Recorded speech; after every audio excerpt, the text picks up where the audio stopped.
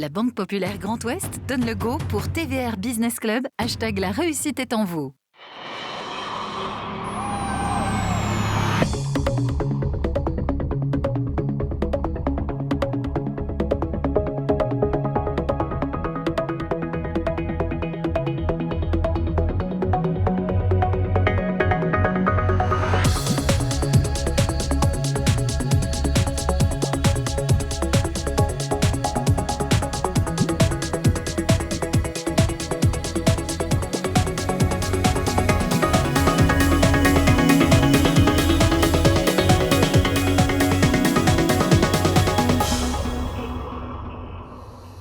Bonsoir à toutes et à tous, c'est un véritable bonheur de vous retrouver dans cet écrin de l'Atrium pour votre TVR BPGO Business Club, l'économie décryptée par ceux qui la font. Nous avons de très beaux parcours à vous proposer ce soir avec en filigrane, bien évidemment, notre région Bretagne. Avant de vous présenter notre grand témoin de la soirée, permettez-moi de vous présenter les trois chroniqueurs qui vont officier. Merci à vous, Benoît Cattel, directeur général de la Banque Populaire Grand Ouest.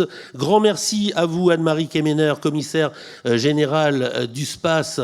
Et Dieu sait si les questions agricoles préoccupent aujourd'hui, interrogent, interpellent. Et merci au président Éric Chalombalval, président du MEDEF 35 et président SAS de la Feuille d'Érable.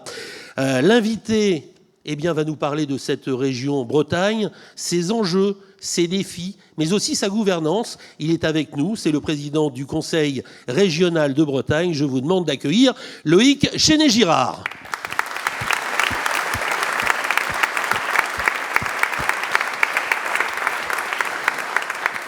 Président, bonsoir, merci d'avoir accepté cette invitation. Vous connaissez l'exercice de ce TVR BPGO Business Club, vous avez déjà eu l'occasion de l'effectuer, mais on a souhaité vous faire venir car vous avez énormément œuvré, on ne va pas revenir sur tout l'épisode Covid, mais aussi sur ce plan pour soutenir l'économie en région.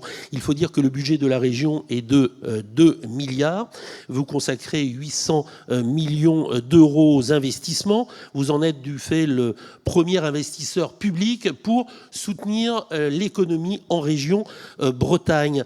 Acteur essentiel, ça veut dire que les femmes et les hommes qui travaillent, les entreprises, on sait votre goût pour les usines, on a beaucoup parlé de relocalisation, on va parler de tous les thèmes qui font la Bretagne, mais pour vous, l'économie, c'est essentiel pour rayonner et pour compter et avant tout donner de l'emploi. La priorité, c'est effectivement l'emploi. C'est l'autonomie de la personne. Et quelle plus belle autonomie que de vivre de son travail. Donc, partant de ce principe, il convient d'investir dans la connaissance avec les écoles, les lycées, investir dans l'innovation, parce que c'est par l'innovation qu'on relèvera les défis de demain, et puis investir effectivement dans l'accompagnement de la transition et de l'économie pour qu'elle se développe et qu'elle crée des emplois en Bretagne, pour ne pas devenir une grande maison de retraite, mais rester un territoire vivant, attractif, et qui, encore une fois, est fier de ses emplois. La Bretagne, première région agricole pratiquement d'Europe. On sait que les soubresauts ont lieu depuis plusieurs jours avec 2 drames à la clé, mais on sait qu'on a besoin de cette agriculture, on a besoin de nourrir la planète de la fourche à la fourchette, qui mieux que la Bretagne pour vraiment accompagner tout ça. Comment vous appréhendez ce qui se passe aujourd'hui de ces femmes et de ces hommes dans l'agriculture qui veulent juste être payés de leur travail, qui est très dur et très noble? D'abord, redire le grand respect que j'ai pour les agriculteurs, les marins-pêcheurs, qui font l'économie de la Bretagne, qui font notre fierté, qui participent à notre souveraineté alimentaire. Et quand je parle de la souveraineté alimentaire, c'est celle de l'Union européenne. Et ensuite dire que le problème que nous vivons aujourd'hui, ce n'est pas le problème des agriculteurs ou des marins-pêcheurs, c'est notre problème. 450 millions d'Européens, si nous ne sommes pas souverains, si nous ne savons pas nous nourrir, subvenir à nos besoins, alors nous allons vers des drames. Des drames. Et nous avons un vrai risque démocratique. On l'a vu sur l'énergie il y a quelques années, avec la crise ukrainienne. On l'a vu sur les médicaments pendant la Covid. Si on manque demain de ce qui est le plus précieux, l'alimentation, parce que la géopolitique viendrait nous enlever tel ou tel produit, nous pourrions être en grave danger. Donc il faut un projet de société basé sur la souveraineté alimentaire, et la Bretagne prend sa part, prend toute sa part. Et vous avez parlé de l'Europe, vous y êtes à Bruxelles toutes les 6 semaines. Je rappelle que le 16 novembre dernier, vous avez été élu à la tête de la CRPM, la Conférence des régions périphériques maritimes européennes. C'était à Saint-Malo et c'était un grand moment aussi pour toute la Bretagne. Benoît Cattel. Merci, Président, de votre présence. En préparant ce moment, je suis allé au texte de loi pour voir quelles étaient les attributions de la région. Et en fait, elles sont extrêmement larges. Développement économique, social, sanitaire, culturel, scientifique, soutien à l'accès au logement, amélioration de l'habitat, politique de la ville, rénovation urbaine, soutien aux politiques de l'éducation, aménagement de son territoire, ainsi que préserver l'identité du territoire et même la promotion des langues régionales. Alors, vous avez, avec évidemment les gens qui vous entourent, 2 milliards. Comment, pour qu'on essaie de cadrer un petit peu comment fonctionne notre région et comment vous la faites fonctionner, 2 questions. Comment les budgets sont attribués sur ces grandes dimensions et quel serait le choix de votre cœur parmi toutes ces missions ? Oh là là, vous me posez, après ce que l'on m'a dit en début, en introduction, sur le fait qu'il fallait être concis, là vous me posez une question qui est quand même très très vaste. D'abord vous dire que la région, elle fonctionne effectivement avec de l'argent qui est issu aujourd'hui de dotations de l'État. On ne lève plus d'impôts, à part quelques euros sur les cartes grises et 15 centimes quand vous faites le plein. Bon, taxe sur les carburants. Tout le reste, c'est de la dotation d'État. C'est un point important à avoir en tête pour l'avenir. Et avec cet argent, on investit. D'abord, on investit dans nos lycées, puisqu'on est propriétaire des lycées, dans nos ports, on est propriétaire des ports, les aéroports, les canaux de Bretagne, la fibre, tout ce qui permet de préparer l'avenir. On met énormément d'argent dans les trains, puisque nous sommes propriétaires des trains, pas des rails, mais des trains. Et comme en France, on se mêle tous un peu de tout, et que l'État ne gère pas ses rails, on paye un bout des rails. Bon, ça c'est pour les investissements. Et en fonctionnement, les 2 gros piliers, c'est la formation des hommes et des femmes qui sont en recherche d'emploi, puisque ceux qui sont en emploi sont accompagnés par les entreprises, par les employeurs pour les accompagner dans leur formation tout au long de la vie. Tous les autres, c'est la région. Et puis les lycées, c'est les 2 gros piliers d'accompagnement de notre économie. Et puis après, il y a bien entendu l'innovation, bien entendu l'accompagnement de l'économie en général avec l'attractivité que nous voulons pour la Bretagne, la pêche, l'agriculture, etc., etc. C'est très important d'avoir ces grands chiffres en tête et de se dire que cet argent, il doit être bien utilisé. Et au passage, pour qu'il soit bien utilisé, que chacun soit bien dans son couloir. Et dans la République, il y a l'État et les collectivités. Il faut que chacun comprenne que si tout le monde fait tout, on ne s'en sortira pas. Anne-Marie Kemener, commissaire générale du SPACE. Bonsoir, Président. Je vais forcément revenir sur le contexte agricole du moment, qui est marqué par les manifestations qu'on peut connaître ces jours-ci. À propos de ce contexte, vous avez récemment indiqué que devant ce mur de contraintes, qu'il y avait aussi une forme de punition généralisée par rapport pour ce secteur et une surtransposition des normes à l'échelle nationale et européenne. Vous dites que l'agriculture et la pêche, c'est votre combat pour la Bretagne et qui font aussi partie de l'ADN de cette région. Donc aujourd'hui, des questions qui se posent et qui sont posées par les agriculteurs, c'est quelles sont les solutions ou les réponses concrètes qui sont apportées par les personnes qui sont en charge et en responsabilité pour leur apporter des réponses concrètes et leur redonner des lignes de confiance pour l'avenir. Pour répondre à votre question, je vais répondre à la dernière question de tout à l'heure. Si j'avais le pouvoir de choisir là sur quoi pouvoir agir plus demain, je dirais l'économie, dont l'agriculture et la pêche. Parce qu'aujourd'hui, une grande partie des budgets sont encore loin d'ici, pilotés depuis des appels à projets parisiens, depuis des cabinets parisiens que je pratique très régulièrement, mais c'est quand même loin de nous pour prendre les bonnes décisions. On l'a vu après la tempête Ciarán. Et pour répondre à votre question, il y a 2 préoccupations majeures qui doivent mobiliser les citoyens parce qu'il y a les élections européennes dans quelques mois. La première des choses, c'est pourquoi on se met des normes supplémentaires en France par rapport aux autres pays européens. Et à partir du moment où les autorités européennes nous disent que telle ou telle molécule est interdite pour la santé, pourquoi est-ce que nous, on va dire il y en a d'autres en plus en France? C'est une aberration, notamment dans un marché ouvert, puisque du coup les produits rentrent par d'autres pays et on abîme les emplois. On dit aux ouvriers, ben non, vous perdez votre emploi parce que la France a rajouté des normes par rapport à l'Allemagne ou par rapport à l'Espagne. Et je ne crois pas que l'Allemagne et l'Espagne mettent leurs habitants en danger au niveau sanitaire. Je ne le crois pas. Et puis la deuxième chose qu'il va falloir qu'on regarde de très près, même si je suis universaliste et pour le monde ouvert, et que la Bretagne continue de commercer avec le monde, il faut mettre des règles du jeu. Et si nous, on se colle des règles en tant qu'Européens pour sortir du pétrole, ce qui est indispensable, et tenir le changement climatique, et c'est une très belle ambition européenne qui peut entraîner toute la société, et vraiment, je l'espère, on va y arriver, ben, il faut mettre des règles à l'entrée de l'Union européenne, parce que là aussi, sinon, on crée des distorsions de concurrence qui sont considérables, et on se retrouve avec des usines qui ferment chez nous pour aller ailleurs dans le monde, tout en réimportant les produits ici, tout en polluant et tout en n'ayant pas les mêmes normes sociales.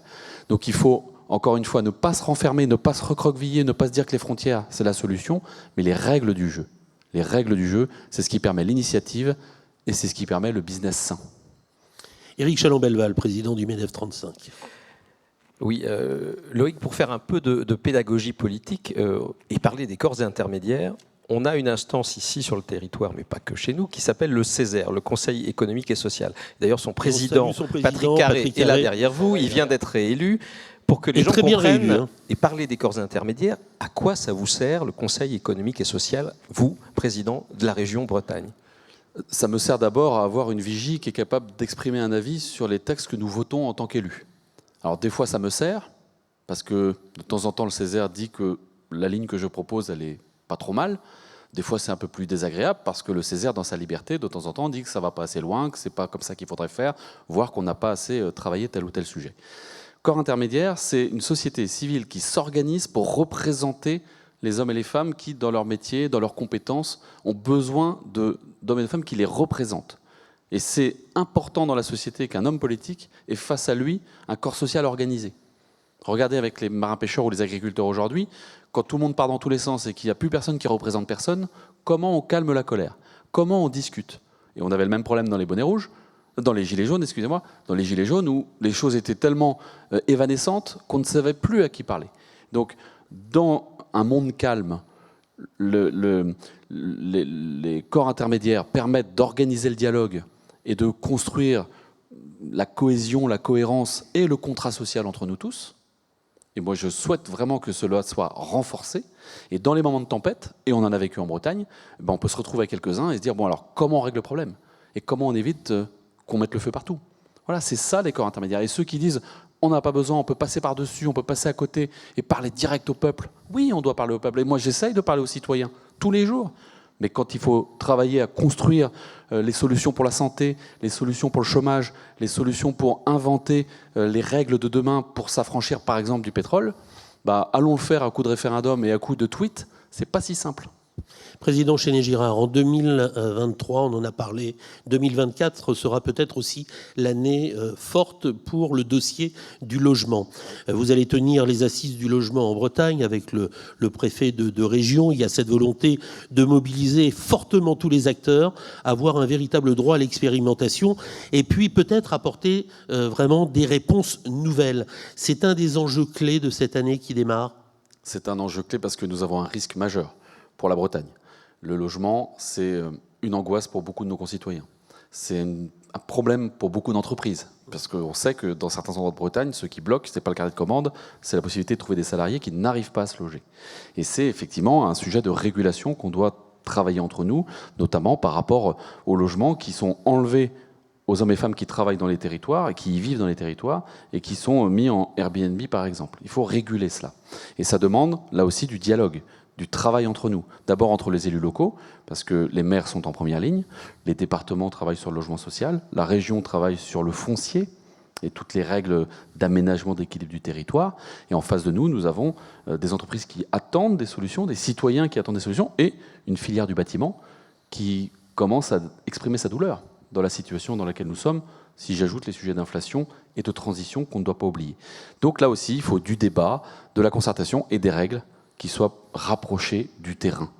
Pourquoi est-ce que c'est à Paris, dans un ministère, que l'on fixe les zones tendues et les zones non tendues?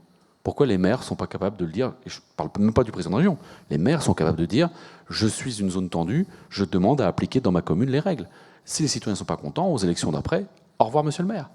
Les maires sont tout à fait capables de le faire. Le maire de Saint-Malo est très courageux dans les règles qu'il pose, mais il a été obligé d'obtenir de Paris une dérogation. Et puis ensuite, on a fait le Pinel breton en Bretagne, solution que j'ai trouvée inventée avec Édouard Philippe. On est très fiers de l'avoir menée. Tous les rapports sont bons. la loi va tomber au 31 décembre prochain, il faut inventer autre chose. Et moi, j'ai dit au gouvernement, alors Elisabeth Borne précédemment, et je le dirai à M. Attal, qu'il faut absolument regarder cette solution comme étant pertinente. On est proche du terrain, on discute, les corps intermédiaires, les élus locaux, le préfet, et on travaille à des solutions pour la Bretagne. Pas contre les autres, mais pour la Bretagne, pour avancer sur les problèmes qui sont les nôtres. Benoît. Oui, dans les sujets qui préoccupent les interlocuteurs que je rencontre, chefs d'entreprise, mais aussi élus locaux, il y a le sujet du logement, on vient de l'aborder, et il y a aussi un texte qui est à venir, et là on parle de surtransposition aussi parfois, qui est l'artificialisation des sols. Et c'est une vraie préoccupation de comment, quand on est président de région, on conçoit ce sujet, comment on peut l'appréhender, comment on peut faciliter les choses.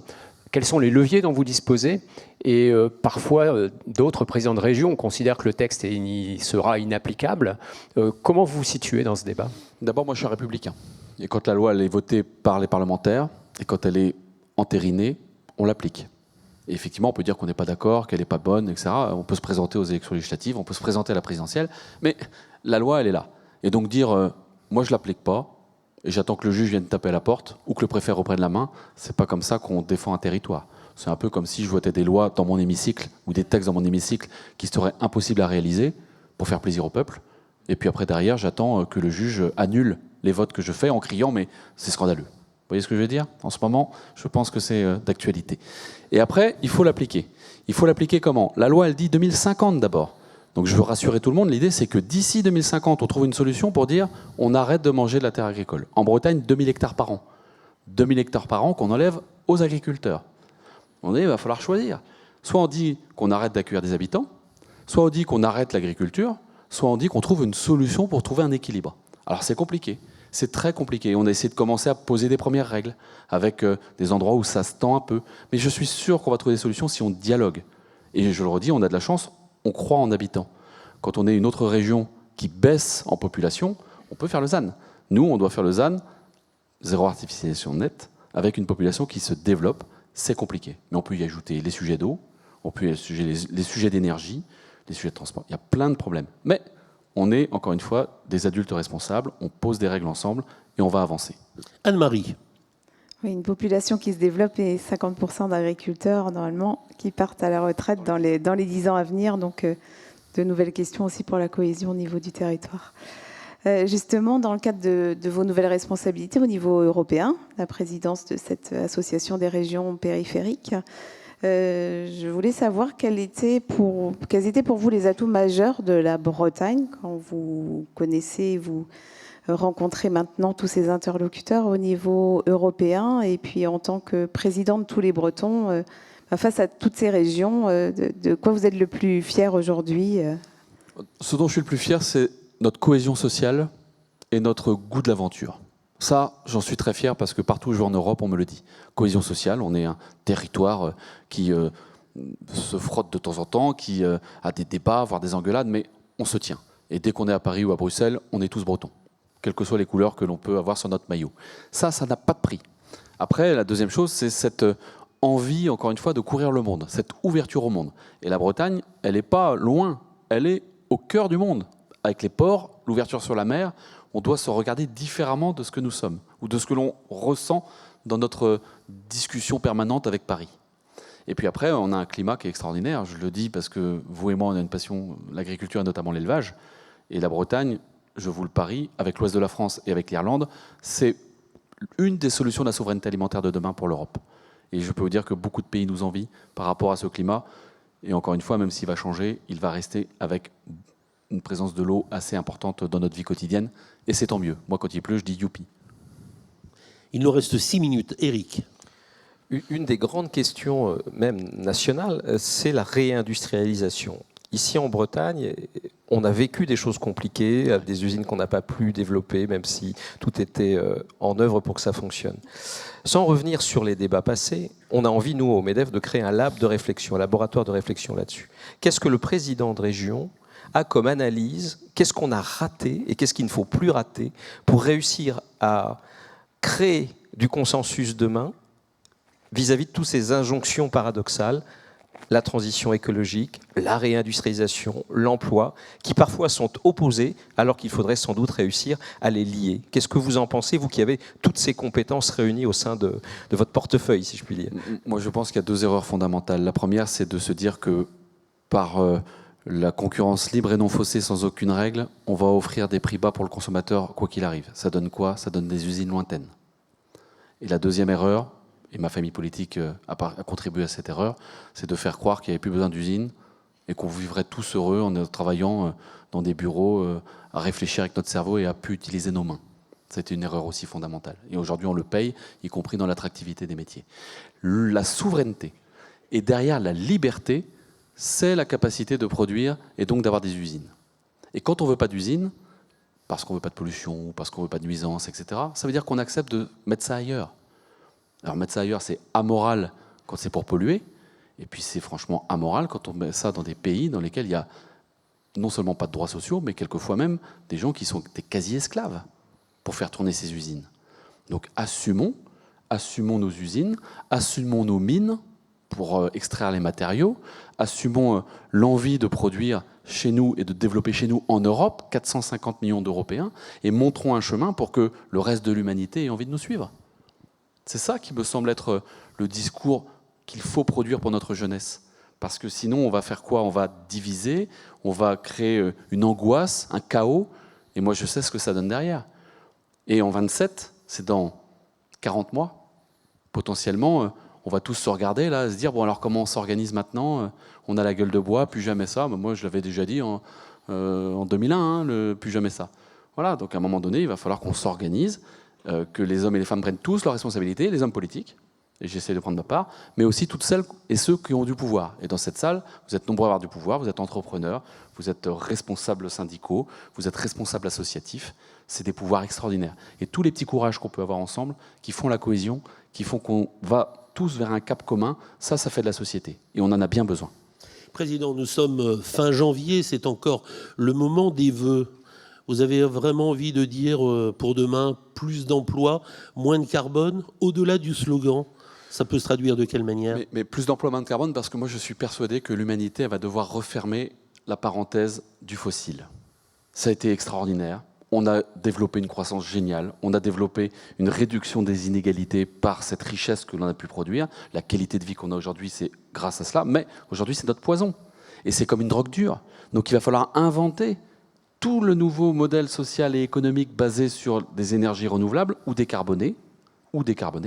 Et ça, c'est un challenge considérable. Donc oui, je pense qu'on va avoir plus d'emplois, moins de carbone et que ça va être le challenge des 30 ans qui viennent. Ceux qui pensent qu'on va le faire en 2 ans se trompent et trompent tout le monde. Et il y a un dernier point, c'est en démocratie. Parce qu'on peut faire des transitions très violentes. Tellement violentes qu'à un moment donné, de par les manifs, on fait un grand bond en arrière. On peut faire des transitions très violentes dans des pays où il n'y a pas la démocratie.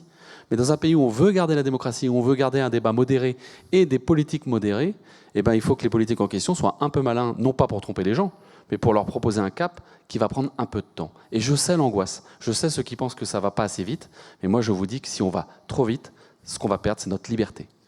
Une dernière question, 1 minute entre la question et la réponse. Benoît. Alors très rapidement, les hommes politiques sont souvent l'objet de condamnations, etc. Quelle est la chose que vous avez réalisée dans votre poste dont vous êtes le plus fier? Et quelle est celle que vous voulez faire dont vous serez très fier? Oh là là, ce dont je suis le plus fier, c'est d'être peut-être resté avec le même cerveau que celui que j'avais quand j'étais maire de ma commune. C'est-à-dire au service de l'intérêt général. Et effectivement, j'ai eu la chance et l'honneur de servir une ville très jeune. Et tant que je garde cet émerveillement du service aux autres, je me dis que j'ai encore un peu les pieds sur terre. Et ce que je veux faire demain, c'est de participer à construire la Bretagne de demain, celle que j'aime, celle dans laquelle je vis, celle dans laquelle j'ai envie de continuer à vivre, et que le jour où je m'arrêterai, soit parce que les électeurs l'auront choisi, soit parce que je l'aurai choisi moi-même, ce que je préférerais, eh ben, je sois tranquille dans cette Bretagne que j'aime, et en me retournant fier de ce que j'aurais pu faire avec toutes celles et ceux qui m'accompagnent. Il faudrait beaucoup plus de temps qu'1 minute, ce sera le temps qui nous reste pour parler de l'IFRE, de la Bretagne et de l'Europe. Il y a des élections en juin prochain, elles sont majeures pour la Bretagne et pour l'Europe. Elles sont majeures pour l'Europe, bien entendu, parce que c'est un projet de société commun. Moi, je suis citoyen européen. Je suis très fier d'être citoyen européen. Mais je suis aussi un enfant de la République et je suis un Breton enraciné. Et si on est capable d'expliquer ça aux gens, que notre identité bretonne, c'est une force. C'est une force que personne ne peut nous enlever. Et que si elle se mêle à notre fierté d'être dans la République avec ce pacte social commun que la Constitution nous donne, et cet espoir européen qui nous a offert la paix et qui demain doit nous offrir et la prospérité et cette capacité à inventer de nouveaux modèles pour sortir, encore une fois, du pétrole, alors il y a un chemin qui peut être enthousiasmant. Il faut de l'enthousiasme. Moi, je veux de l'enthousiasme. Et ce n'est pas un enthousiasme béat ou en dehors des réalités du monde. C'est un enthousiasme pour dire il y a des combats à mener, on peut les mener ensemble. On garde ce mot, l'enthousiasme. On peut vous applaudir et vous remercier. Président Loïc Chéné-Girard, président de la région Bretagne. Merci d'avoir été l'invité de ce TVR BPGO Business Club. Rendez-vous la semaine prochaine, d'autres invités économiques au carrefour de notre région.